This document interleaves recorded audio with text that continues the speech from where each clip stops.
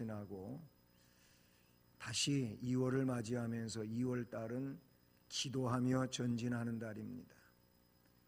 그렇습니다. 우리가 삶을 살아가는데 보다 능력 있고 또 하나님의 뜻대로 잘 그 사명들을 감당하며 나아갈 수 있기 위해서는 기도 속에 전진이 되어야 할 줄로 믿습니다. 2월에도 기도 많이 하시고 또 신앙의 전진이 거듭되기를 주님의 이름으로 간절히 축복합니다. 이 요한계시록 17장의 말씀을 이제 강해하게 됐는데요. 이 17장 말씀은 음녀에 대한 말씀이고 그 음녀에 대하여 하나님이 심판을 하시겠다고 하시는 그런 말씀을 우리가 살필 수가 있습니다. 음녀는 누굴까? 말씀에서 또 자세하게도 밝히겠지만은 먼저 그 전체적인 핵심을 말씀을 드리면 음녀는 종교적 색채를 띠고 있는 미혹자, 그래서 실제적으로 미혹하여 넘어뜨리고 바른 신앙을 가지고 살지 못하게 하는 이런 미혹자라고 그렇게 말할 수 있습니다. 그래서 이 미혹을 통하여 많은 이들이 미혹을 당하고 또 배도하는 일이 생겨난다고 하는 것을 우리는 기억해야 할 것입니다. 음녀의 모습을 오늘 1절 말씀에서 많은 물 위에 앉은 큰 음녀라고 그렇게 기록하고 있습니다. 7 대접을 가진 7 천사 중 하나가 와서 내게 말하여 이르되 이리로 오라.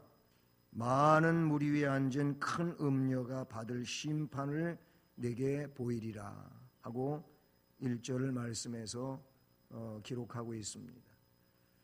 거기 조용해요. 많은 물 위에 앉은 큰 음녀라고 말합니다. 이 많은 물 위는 그 음녀가 있는 위치를 지금 이야기하고 있고요. 그 많은 물 위에서 지금 미혹하고 또는 현혹하고 그래서 정상적인 신앙의 길을 가지 못하게 그렇게 쓰러뜨리고 비신앙적인 사람이 되게 만드는 이런 일들을 이 음녀가 감당한다는 것이죠. 많은 뭘 말할까요?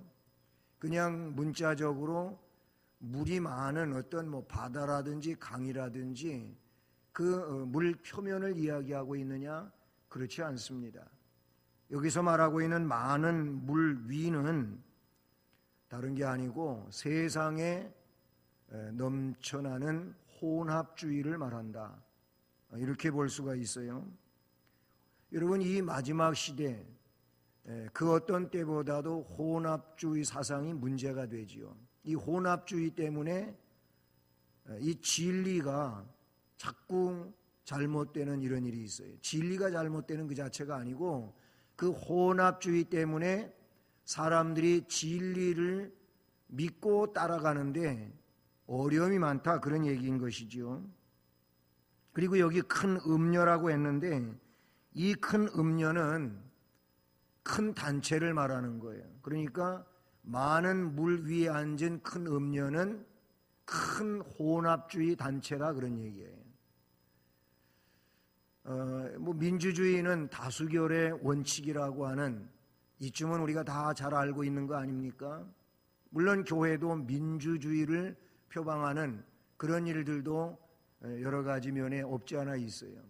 그러나 다수결의 원칙에 의하여 어떤 것들이 결정되는 민주주의에 대한 내용도 교회에서 사용하고 있지만은 그보다 더 우선시되고 그리고 교회의 원칙이 되는 게 뭐냐면은 신본주의입니다.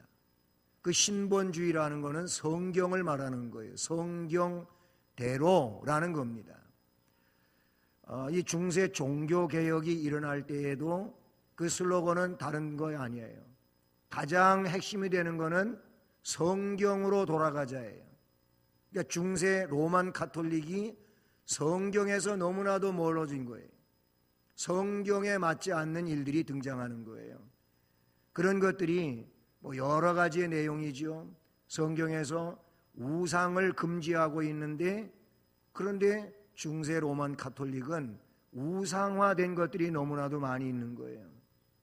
예, 그런 것은 뭐 성물 숭배라든지 아니면 성상 숭배라든지 성화 숭배라든지, 이 거의 성화가 보면은 개신교의 산물이 아니고 이게 가톨릭 산물이에요.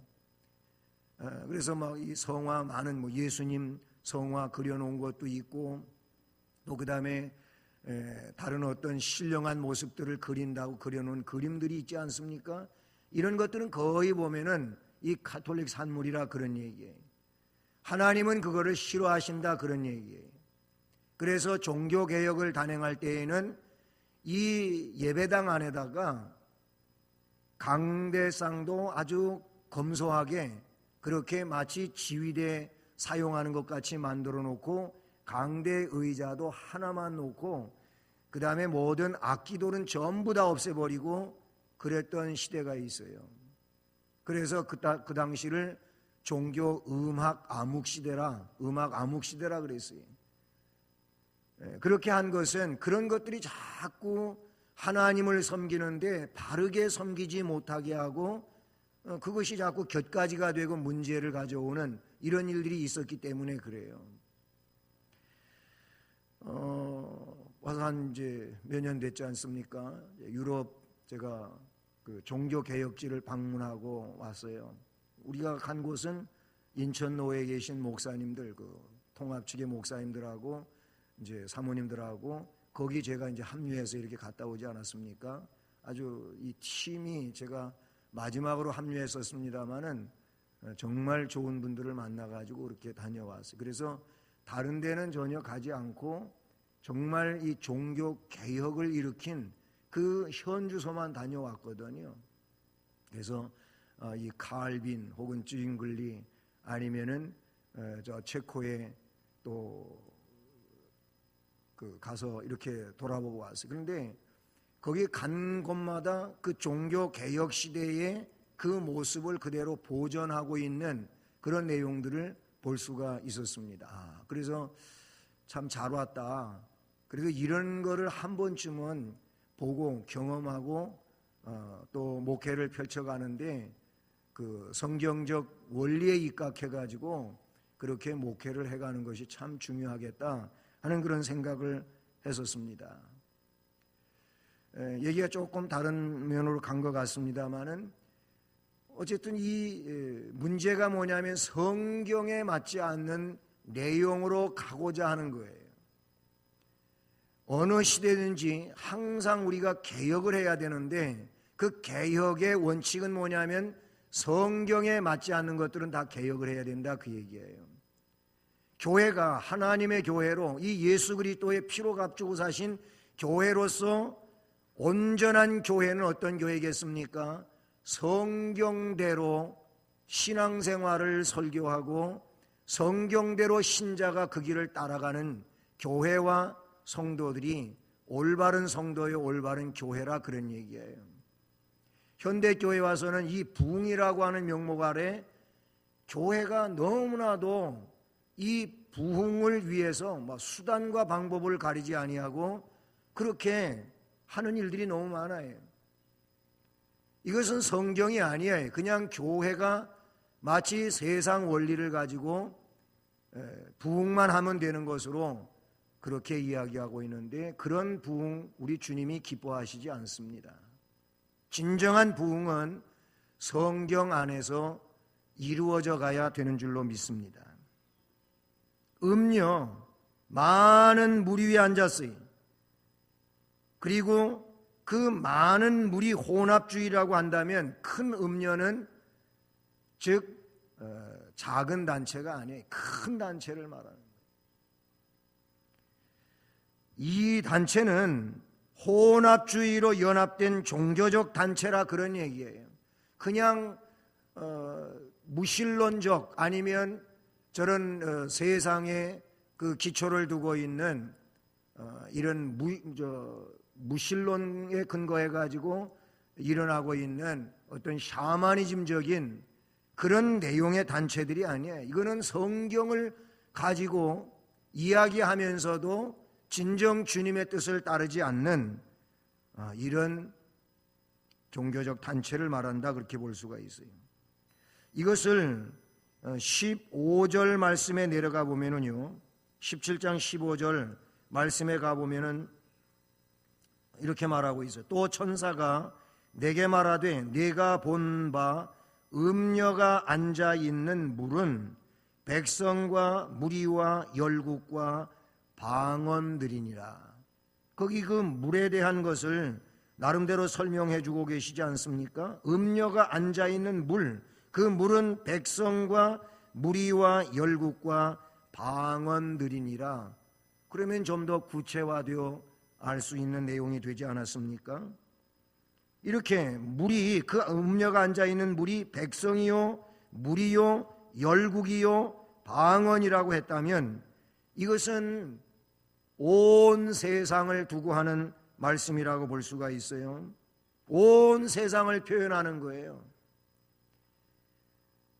음녀는 물 위에 앉아 세상을 지배하고 통치하는 이런 모습을 지니고 있다는 것이죠. 음녀는 결국 어떻게 됩니까? 심판을 받게 될 것입니다. 그래서 오늘 2절을 보면 땅의 임금들도 그와 더불어 음행하였고 땅에 사는 자들도 그 음행의 포도주에 취하였다 하고, 결국 이 음녀의 음행에 땅의 임금들도 그 음녀와 더불어 음행을 합니다. 성경의 음행은 문자 그대로 남녀의 문제를 다루고 있는 그런 내용도 있지만은 지금 이런 오늘 요한계시록 같은 말씀에서는 그냥 남녀의 어떤 성적 문제가 이게 아니에요. 이것은 종교성을 띠고 있는, 진리의 길에 서야 될 사람이 진리의 길에 온전히 서지 못하고 비진리의 내용과 결탁되는 것이 영적인 음행으로 그렇게 이야기하고 있어요. 이 내용을 호세아서에서 하나님이 호세아 선지자를 통하여 분명하게 알려주시고 계시는데, 호세아의 아내 고멜이 음탕한 여자고, 그래서 그 음탕한 여자가 자꾸 집을 뛰쳐나가는 거예요. 본래도 그런 여인이었지만은 그 여인과 결혼하라고 하나님이 지시해서 결혼해가지고 아들 딸 낳고 살지 않습니까? 그러다가 집을 또 나가요. 그러면 나간 걸 돈 주고 또 가서 사오는 거예요.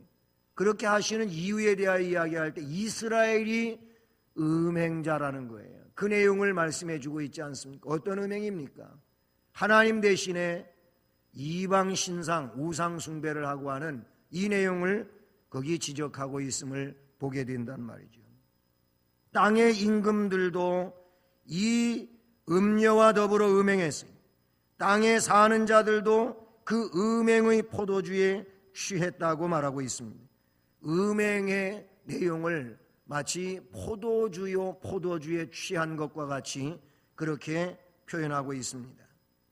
음녀가 심판을 받는 이유는 본문에 나타나고 있는 것처럼 큰 음행을 한 거예요. 그래서 사람들을 글로 끌어들여 가지고 종교적 타락을 만들었다, 이렇게 말씀하고 있는 것이죠. 땅의 임금들을 타락시켰어요. 정치, 종교 이것과 혼합을 시켜가지고 종교다원주의를 만들고 말았습니다. 땅에 거하는 자들도 그 음행의 포도주에 취하게 만들었어요. 결국 진리에서 비진리로 돌이키게 하고 비진리에 빠져가지고 어지러운 삶을 살다가 멸망에 나아가도록 그렇게 만들었다는 겁니다. 벌써 그래도 한 20-30년 전부터 거슬러 올라가면은 이런 얘기가 시작이 된 거예요. 이 혼합주의, 종교다원주의라고 하는 이 용어가 예전에도 있었습니다마는 본격적으로 등장하면서 이 용어와 용어의 뜻과 그리고 종교에서, 우리 기독교에서 이거를 왜 조심해야 되는지에 대한 이야기들을 설교하고 강의하고 또 특별히 청소년들에게 이것을 청소년 프로그램에서 많이 다루고 왔습니다. 근데 요즘에는 이런 얘기에도 사람들이 처음과는 달리 굉장히 식상해하는 이런 면면들이 없지 않아 있다는 사실이죠. 여러분, 이 다원주의라고 하는 내용은요, 포스트 모더니즘을 여러분 설명을 드리시지 않았겠습니까? 뭐예요? 여기는 절대적이라고 하는 것을 인정하지를 않는 거예요. 절대성을 인정하지를 않는 거예요. 모든 것은 다 상대적이기 때문에 이거 하나만 절대적이라 그렇게 되면은 형평에도 안 맞고 그건 문제가 된다는 거예요. 이게 포스트 모더니즘이에요. 종교 다원주의는 그 포스트 모더니즘을 내세우고 있다, 그런 얘기예요. 그래서 이 종교 다원주의가 굉장히 무섭고 잘못된 건데, 그러다 보니까 그 속에서는 뭔 얘기가 나오냐면은 타 종교에도 구원이 있다, 이런 얘기가 나오는 거예요. 제가 신학 공부 시작해서 몇 년 지나지 않았을 때 감리교의 신학자인 이 변선한 교수라고 하는 사람이 그때 처음 이런 얘기를 해가지고 감리교가 그냥 발칵 뒤집어지고 그랬었어요. 무슨 얘기냐면 이 타 종교에도 구원이 있다는 얘기를 어떤 식으로 했느냐 하면은 마치 정상에 등산을 하는 사람이 정상에 올라가는 데에는 길이 여러 개가 있다는 거예요. 뭐 광교산도 그렇지 않습니까? 바로 이 우리가 사는 여기서 연무동을 통해서 하광교로 해서 올라갈 수도 있어요. 그렇지만 않잖아요. 산에 올라가는 데에는 수지에서도 올라올 수 있고 고길에서도 올라올 수 있고 저기 지지대 꼭에서도 올라갈 수가 있고 청계산에서도 올라올 수가 있고 그렇잖아요. 산을 두고 어디선지 산 꼭대기는 올라올 수가 있어요. 그런 얘기를 가지고 기독교뿐만이 아니고 불교, 유교, 뭐 이슬람 등등 다 정상으로 하나님께로 가는 길이라고 그렇게 이야기를 했다는 거예요. 그래가지고 결국 제명을 당했잖아요. 그 시대만 하더라도 그 감리교의 변선한 교수가 감리교 서울 감신대에서 제명을 당했어요. 많은 논란 끝에 그런 일이 있었다.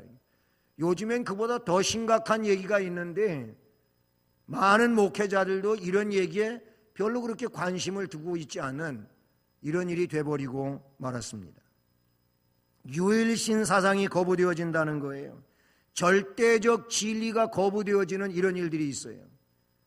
그러니까 하나님만이 유일하신 신이시고 예수 그리스도만이 유일한 구세주요, 우리의 속죄자라고 하는 이런 얘기를 이제 신용을 안 하는 사람들이 많이 생겨난다, 그런 얘기예요.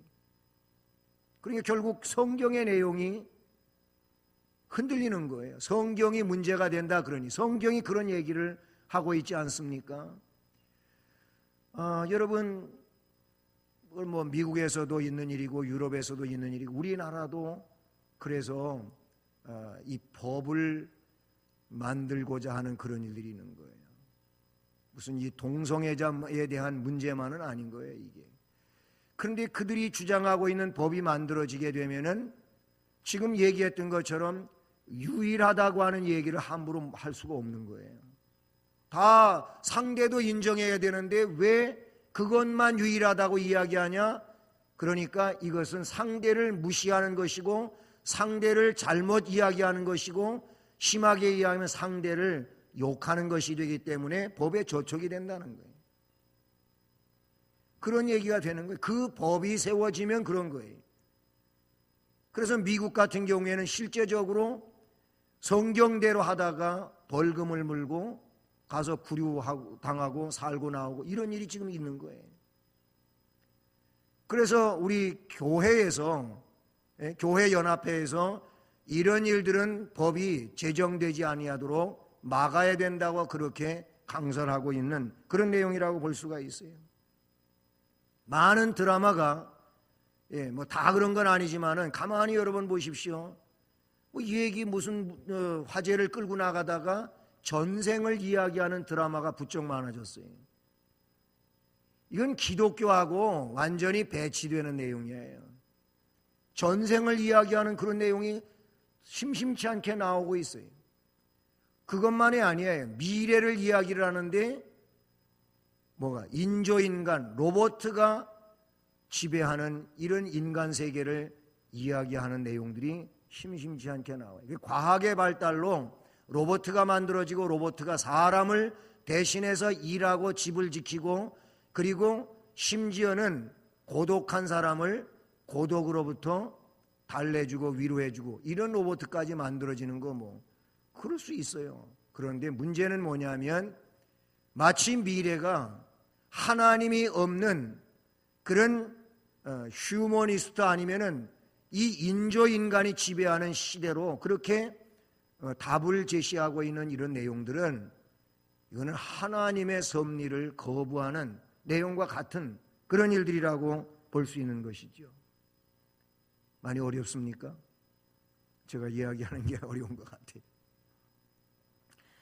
중요한 내용은 뭐냐면 성경의 유일한 진리들이 거부되어지고 예수 말고도 다른 이가 구원자가 될 수도 있다고 하는 이런 얘기를 한다든지 하나님 말고도 또 다른 신이 존재한다고 하는 이런 얘기를 그냥 텅텅 해댄다면 이게 어떻게 되겠냐 하는 얘기예요. 근데 이게 실제적으로 성경이 말하고 있는 마지막에 혼합된 종교 시대라고 하는 것을 말씀해 주고 있다는 사실이죠. 다시 이 음녀에 대하여 이야기할 때 이제 음녀는 짐승을 탔다고 그렇게 말씀해 주고 있어요. 그래서 3절을 보면 곧 성령으로 나를 데리고 광야로 가니라. 성령이 나를 데리고 광야로 갔다 그랬어요. 그리고 내가 보니 여자가 붉은빛 짐승을 탔는데 그 짐승의 몸에 하나님을 모독하는 이름들이 가득하고 7머리와 10뿔이 있으며 이렇게 말씀해 주고 있어요.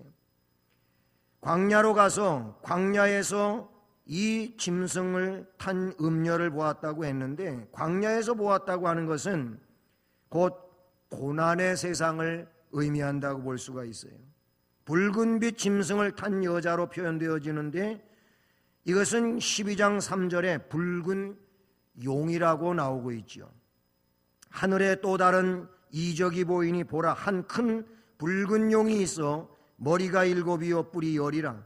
그 여러 머리에 7 면류관이 있는데 12장 3절에 그렇게 말씀해 주고 있죠. 오늘 말씀에도 보면은 뿔과 머리와 뿔에 대해서는 같지요. 7머리 10뿔이 있다 그랬어요. 12장 3절에서도 머리가 7이요 뿔이 10이라고 되어 있어요. 그리고 그 여러 머리에 7 면류관을 쓰고 있다는 것입니다. 이 내용은 뭘 이야기할까요? 이것은 그의 잔인성, 파괴적인 것, 그리고 사치와 허영을 의미하는 것입니다. 이 음녀는, 짐승을 탄 음녀는 어떤 면에서는 굉장히 잔인하고 파괴적인 면이 있고 동시에 사치와 허영을 가지고 있어요. 결국 두 가지의 내용이죠. 하나는 뭐예요? 위협적인 면이 있어요. 하나는 뭐예요? 굉장히 매혹적인, 매력적인 면이 있어요. 유혹에 넘어가는 이유가 뭡니까? 굉장히 두렵고 떨려서 유혹에 넘어가는 수도 있어요. 또 한 가지는 굉장히 사람이 추구하는 그런 매혹적인 면이 없지 않아 있는 거예요. 미혹이 그런 내용으로 극단적으로 우리에게 다가오고 있는 거예요. 어떤 사람은 두려움 때문에, 무서움 때문에 겁에 질려가지고 그래서 예수 믿는 일을 포기하는 일도 생기고요. 어떤 사람은 세상의 미혹적인 내용들이 너무나도 자기를 끌어당기니까 그거를 거절하지 못해가지고 거기 빨려 들어가는 이런 수도 생긴다, 그런 얘기. 붉은 용이 그런 형태를 지니고 유혹한다는 겁니다.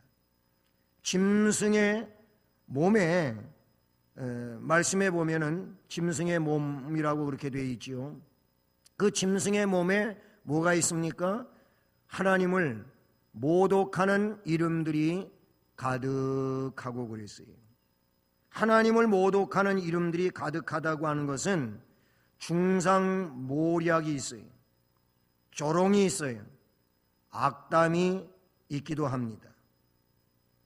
또 일곱 머리는 일곱 국가인데 아주 고대에서부터 애국과 바벨론과 아수르와 메데 바사를 거쳐 헬라와 로마, 헬라 로마까지 하면은 초대교회까지가 오는 거죠. 로마는 초대교회 전서부터 그 박해의 역사를 그렇게 이끌고, 그리고 이제 AD 325년에 이 콘스탄틴 대제가 칙령을 발표할 때까지는 로마가 얼마만큼 기독교를 많이 박해했습니까?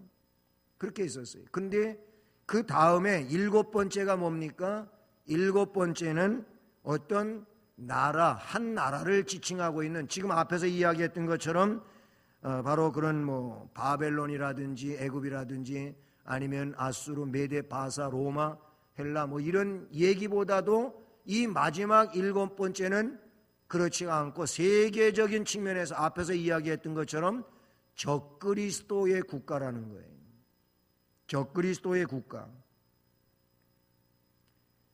그 일곱 머리는 그런 의미를 지니고 있어요. 열 뿔이 있다고 그랬는데 이 역시 적그리스도 국가의 권세를 의미한다, 그렇게 볼 수가 있어요.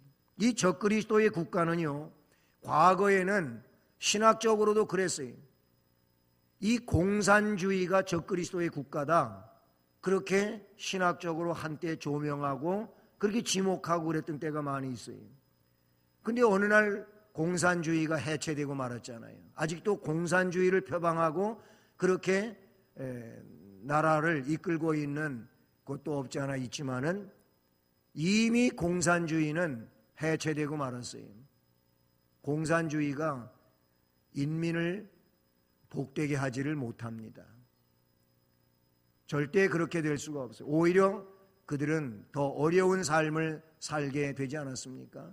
함께 생산해가지고 함께 공동으로 나눠 쓰자. 이게 공산주의 원리인데, 근데 그렇지 않아요. 그렇게 해놓으니까 사람들이 게을러지고 일을 열심히 안 하고 뭐 발전이 없는 거예요. 발전이. 이 공산주의로 지목됐던 적그리스도의 국가는 그렇지 않다고 하는 것으로 결국은 판명이 되고 말았어요. 이 적그리스도의 국가는 어떤 나라일까? 무신론주의라고도 말할 수가 있어요. 앞으로는 이런 내용이 더 팽배해지면서, 그래서 앞에서 이야기했던 뭐 유일하다고 하는 내용을 가지고 주장을 하면 이거를 오히려 문제시하고 박해하고, 그래서 거기로부터 어려움이 많이 오고 이런 일이 생겨난다는 거지. 이 음녀의 복장에 대하여 4절 5절은 어떻게 이야기합니까? 그 여자는 자줏빛과 붉은빛 옷을 입었다 그랬어요. 자줏빛, 붉은빛, 왕적 권세를 말해요. 명예를 이야기하기도 해요. 그러니까 이것은 어떤 겁니까? 권세를 조심하라는, 권세 때문에 미혹당하는 일이 많이 생겨난다는 거예요. 실제적으로 권세 때문에 무너지는 일들이 많이 있어요. 여러분, 저도 목회자인데 목회자에 대해서 이야기하면은 좀 그럴 수 있겠지만은, 한국 교회가 자성의 소리를 이야기하고 할 때에는 목사님들이 타락했다고 하는 이야기를 많이 해요. 어떤 면에서 그러냐면은 목사님이 너무 권세를 좋아한다는 거예요. 예? 그래서 교단 안에서도 보게 되면은 무슨 총회장 하는 일, 그것 가지고 싸움박질을 하고, 그리고 많은 돈을 거기에다가 내고, 예? 뭐 수억이 드느니 뭐 그런 얘기가 있잖아요. 이게 타락이죠. 권세 때문에 그러는 거예요.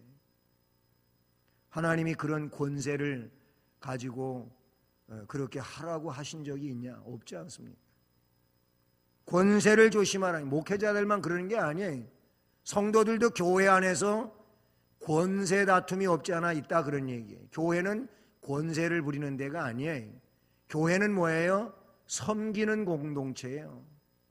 오히려 직분이 중하면 중할수록 더 많이 섬기고 더 많이 다른 사람들을 위하여 사는 자가 교회예요.